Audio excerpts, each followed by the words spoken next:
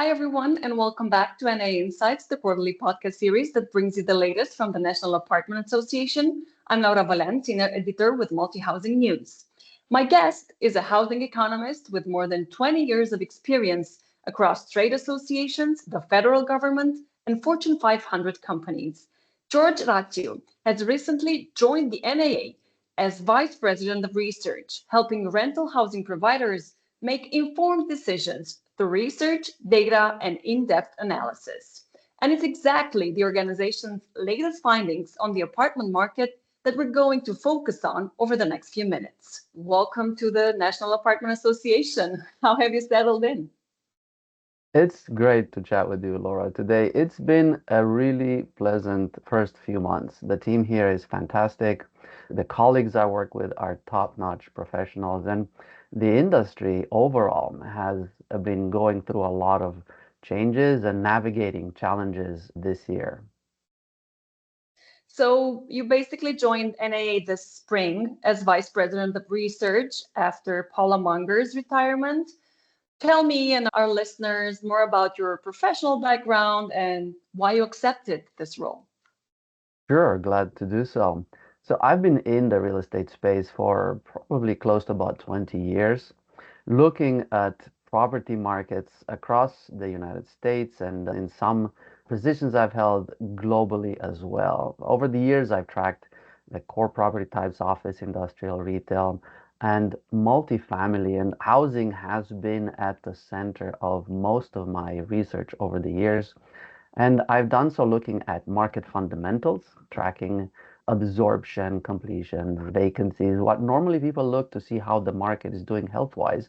And I've also tracked investment trends, see where institutions, where individuals, REITs, and insurance companies, where they place their money in terms of market and what kind of returns they expect. And I've done this, as you pointed out, across multiple organization types, from trade association space to corporate to federal government.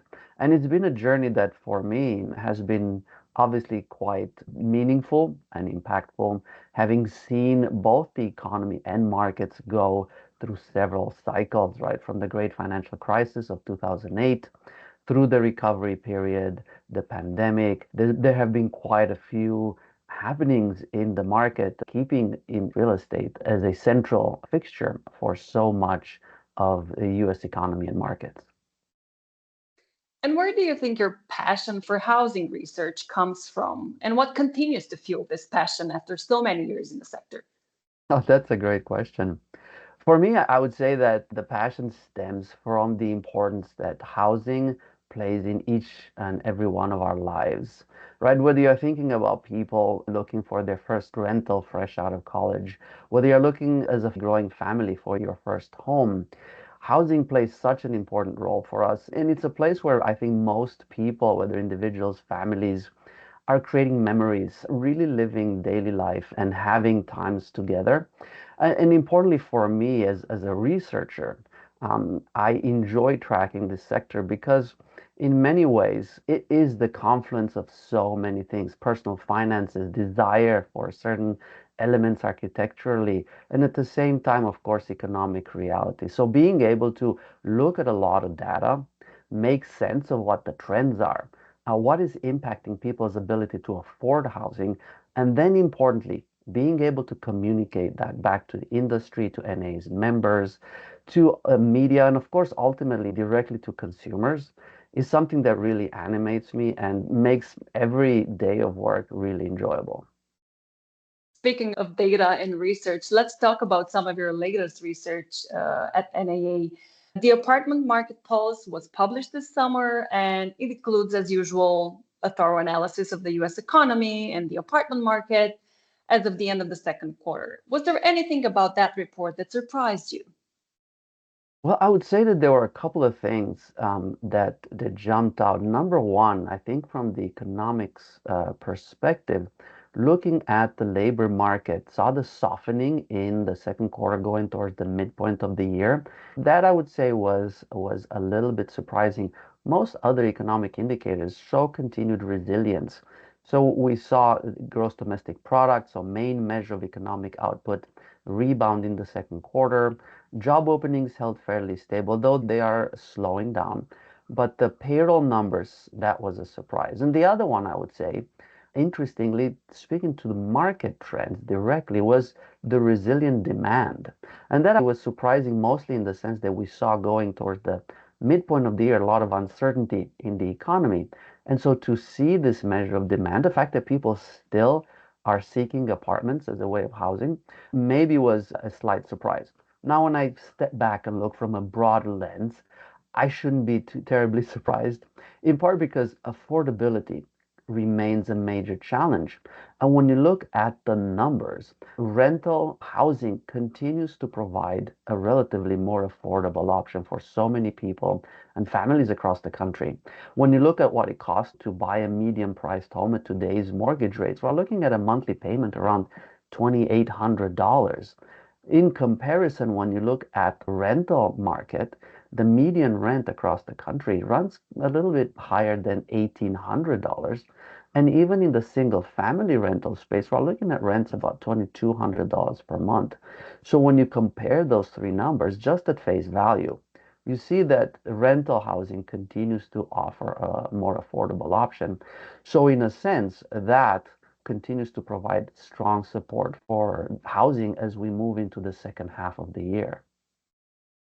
I also went through your latest research, and those papers said that absorption outpaced supply for two consecutive quarters.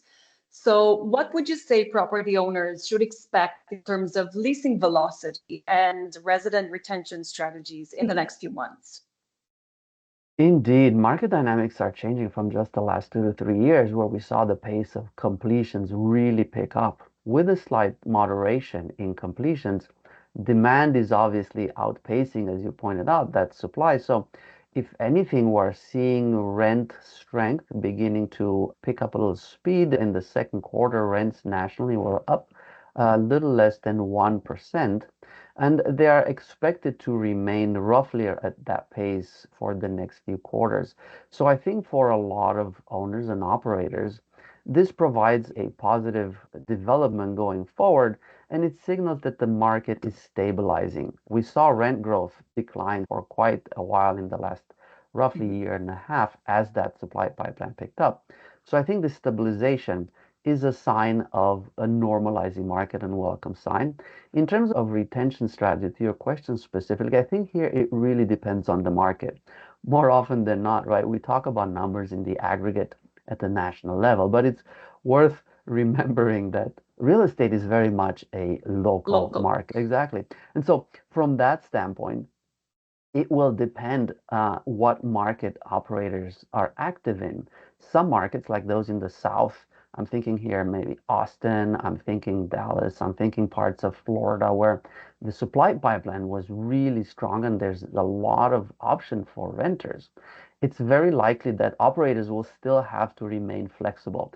Just in the last few months, talking to folks in the industry, I've learned that in some markets, rent concessions are still very much the norm in various formats.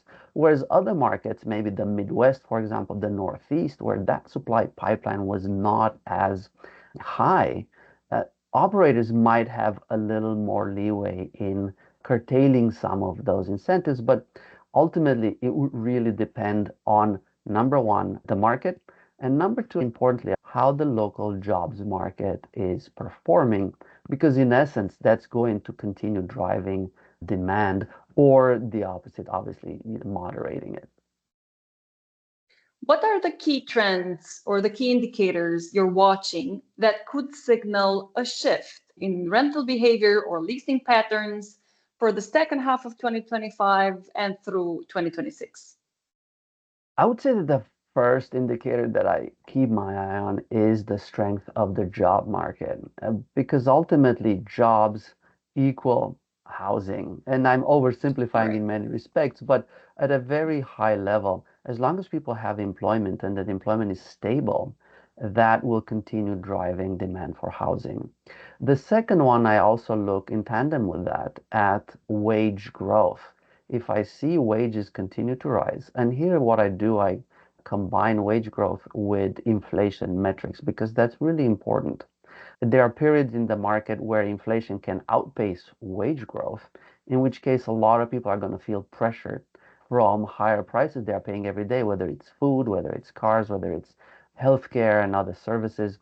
We've had over the last, I would say, roughly 12 months, a period in which wage growth has outpaced inflation. And I think that's been a real boost to many consumers and families across the country because in many ways it improved their ability to afford some of the higher costs. And I'm not talking just rent here. Think about the fact that for a lot of consumers, whether it's insurance premiums, whether it's the cost of food every month or the grocery bills, all of these add up. And as long as I continue seeing that inflation continue to tick up, as we've seen in the latest reading of the CPI, that tells me something about their ability to weather higher costs across the board. So I would say those would probably be the main ones. And then in tandem with that, I also look at mortgage rates. Obviously, Mhm. that can impact rental markets as well. You said, and the report confirms, and all the data confirms that there's a shortfall of roughly 250,000 units. Um, do you foresee any shifts in how developers and operators approach unit mix and density in your projects? Because sometimes that could be a solution. That's a great question, Laura. And I would say that the big thing here for me has been looking at the breakdown of completions specifically. And when I look at that, what you're highlighting, and indeed stemming from this shortage of housing we've experienced for quite a while, but importantly, accounting for some of the variables that builders have to contend with. Number one, the cost of land, cost of labor, permitting, zoning. There are so many factors that go into putting up a new building.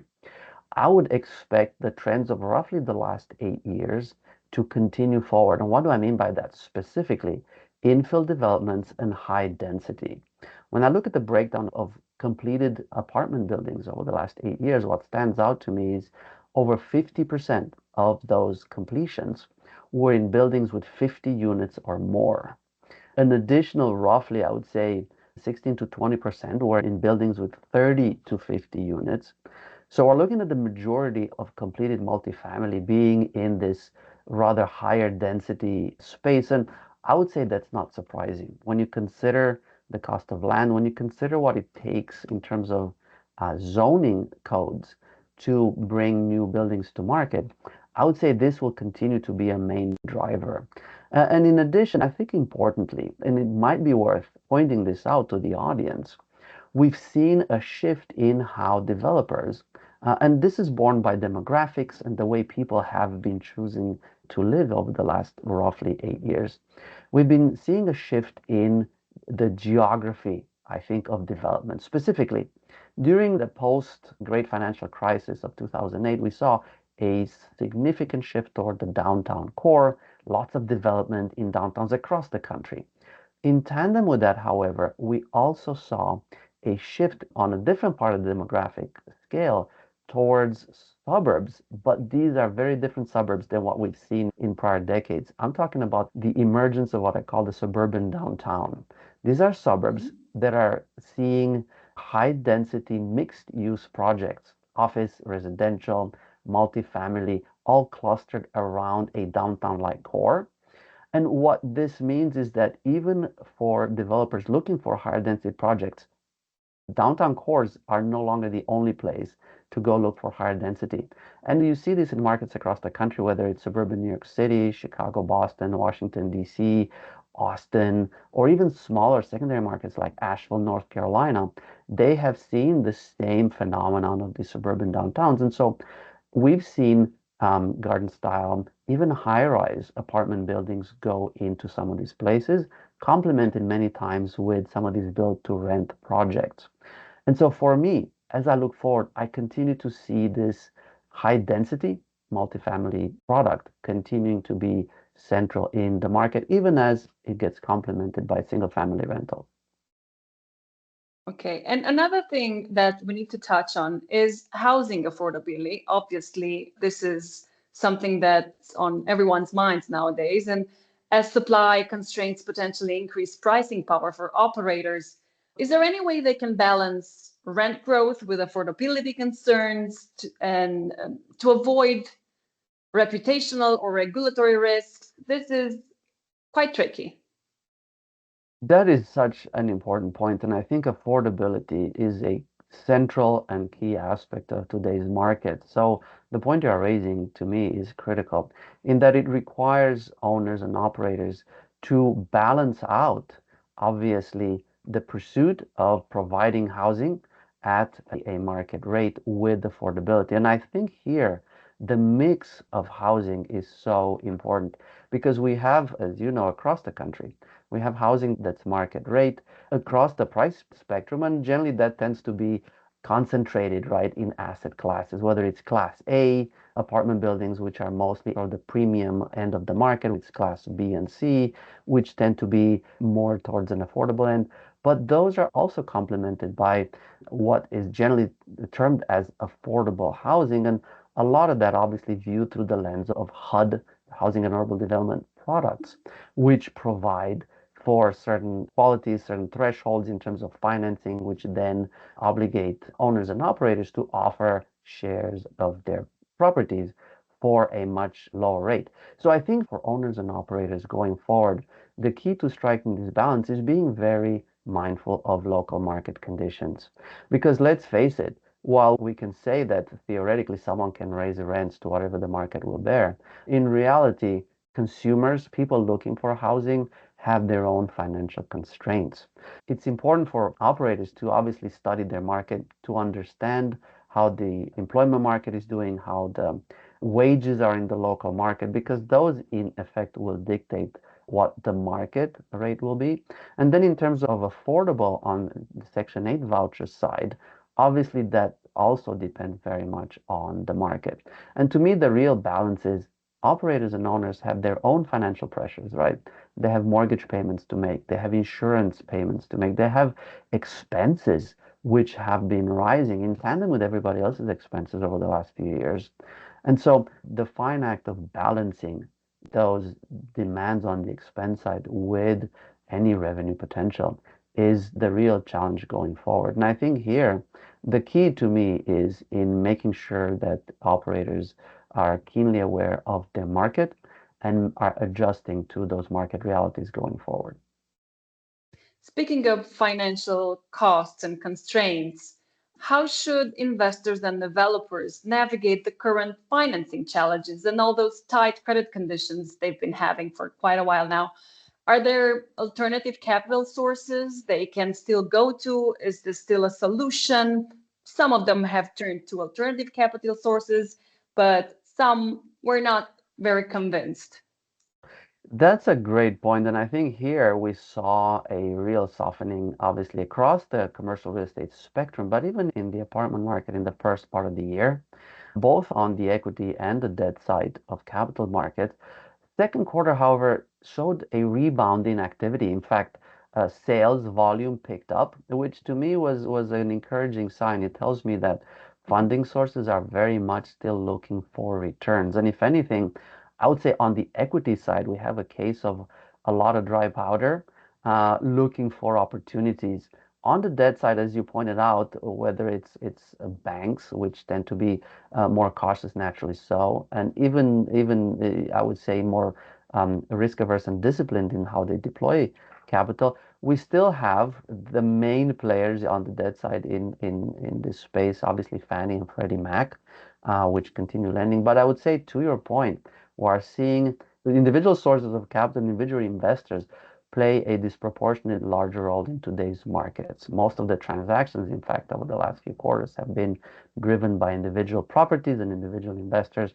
But I would say on the equity side, we're still seeing a lot of interest in the space. So for people looking for funding, you're right, looking at alternative sources, I've even seen home offices, personal offices, the family offices, however you want to term that space, also play an increasing role in this space. Obviously, not to the same scale as some of the other Mhm. funding sources, but you're right, alternative sources of funding are a lot more active than they've been across the years. And I think importantly, as we go through the next 6 months and we see how the economy is performing, how monetary policy might change, that is likely to either boost confidence and bring a lot more players back into the market, or conversely keep some of the others on the sidelines. So I would say for a lot of investors, the next few months are going to be critical, especially as they have an eye towards 2026. And in all this context, technology continues to play a key role, and specifically AI, prop tech, data analytics, all of that. To what extent do you see technology transforming the rental housing landscape going forward?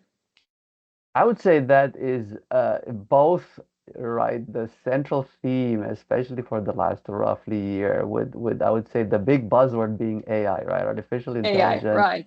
right? AI everything. That's right. Exactly. Exactly. AI, everything. I would say that just at high level, technology will continue to not only play a central role because it's worth reminding everyone, right? We've been immersed in technology, both on a personal but also on a business level for quite a while, right? It's hard to believe that the iPhone came on the market in 2007, which for some people obviously seems like, ancient history. For others, well, that was just yesterday. Right. So, the reason I bring the iPhone, right? It was the age of bringing computing into your hand, right? Before that, we've had cell phones. So, looking at the current landscape, I would say AI is obviously the latest development. And I think we're already seeing that play an important role in the market. Talking to operators over the last few months, they've been bringing that technology into the leasing space. They've been bringing it into the back office space, looking at doing research, even in day-to-day business operations. And so I think we're going to continue seeing this, whether it's for investors looking at getting an edge in terms of research and insights, deploying some of these large language models specifically in the research, whether it's for operators looking at easing the burden on some of the leasing agents, some of the folks, as I said, on the back office. This will continue to be an important tool. At the same time, I think it's important, and I'm going to quote here some of the operators that I've talked to in just the last 2 to 3 months. It's important to remember that this is a human-centric business. Basically. And I think some of the operators I talked to, they said, artificial intelligence is great, but what we're finding is that for a lot of people, the human touch remains central to the interaction. In addition, a lot of the operators also highlighted that sometimes they find that even in the labor force, over-reliance on technology can see some of the skill pullback, which they said we'll have to be very careful as we balance technology deployment with human skills going forward. And to me, the analogy stood out so sharply. It's no different than sometimes people are relying so much on GPS that they end up on a forest road that the GPS In showed a it as a road cornfield, yeah. in a cornfield, right? That was not where they really intended to go, but the GPS said, well, just follow my directions and go here. So I think similarly, we're going to see this balance between technological deployment in a very sharp way that brings a lot of value to transactions. At the same time, I would say it's worth remembering that we as humans have been for tens of thousands of years coming together in marketplaces across history and across the world precisely because we want to engage and do business with each other. So I don't see that necessarily going away. To sum up, based on all that we've talked about so far, and because we don't have much time left, one last question, George. How do you see macroeconomic factors, interest rates, inflation, employment, all of that impacting rental housing demand in 2026 and beyond? Do you have a crystal ball? Well, if we don't have a crystal ball today, we should have at least an AI model, take your pick. But all jokes aside, I think that the macroeconomic environment is going to be critical going forward. And why do I say that? We've seen a cycle of growth, especially post-pandemic, that was characterized by an economy looking for a strong rebound. We saw employment really in many ways favor workers and sort of the labor side. And we saw wage growth really come to levels we hadn't seen in several decades. So for a lot of individuals and families across the country, this has been a period replete with strong wage gains, strong job markets, and it's boosted confidence and income. At the same time, the last roughly year, we've seen a shift in that landscape as inflation started putting a lot of pressure. So specifically for the next few months, I would say it'll be important to see how the Federal Reserve reacts to this balance between the economy and inflation. So far, the Fed has been very focused on reining that high inflation, bringing it back to 2%. They've gotten close, but they're not quite there. At the same time, as the labor market shows signs of softening, the Fed will be under pressure to change those rates, drop them down. And so this interplay, as it trickles through the rest of the economy, right? Interest rates are so critical to businesses across the landscape, not just housing, but manufacturers and so on. And as we see those interplays drive either demand or pullback in demand, this will be critical. If we continue to see, specifically, as I sort of think in a nutshell, if we see economic expansion in the next roughly 5 months continue to maintain momentum or still stay level, I think that puts us in a great position for 2026. If, on the other hand, we see a shift in the labor market as businesses might get worried that consumers are going to pull back, they might pull back in terms of hiring. That could turn a lot of consumer confidence on a more pessimistic note. In turn, as we know, consumers drive roughly two-thirds of gross domestic products of economic activity. So if that happens, that could be a sort of a self-reinforcing spiral that could lead to a pullback in that. So for me, I am cautiously optimistic that we'll see a steady pace of economic development, but I am cautious mostly because I keep a very close eye on those labor markets, which I know are so critical to monetary policy looking forward. Thank you very much, George, for this first discussion. I look forward to having you back soon. It's been a real pleasure. Thank you all for listening. The next AA Insights episode will be available toward the end of the year. But in the meantime, make sure you check out multihousingnews.com daily for the latest news, feature stories, and podcasts. And if you want to share your own voice with our audience, the MHN Executive Council is your go-to platform. So just click on the MHN Executive Council button at the bottom of our homepage. Till next time.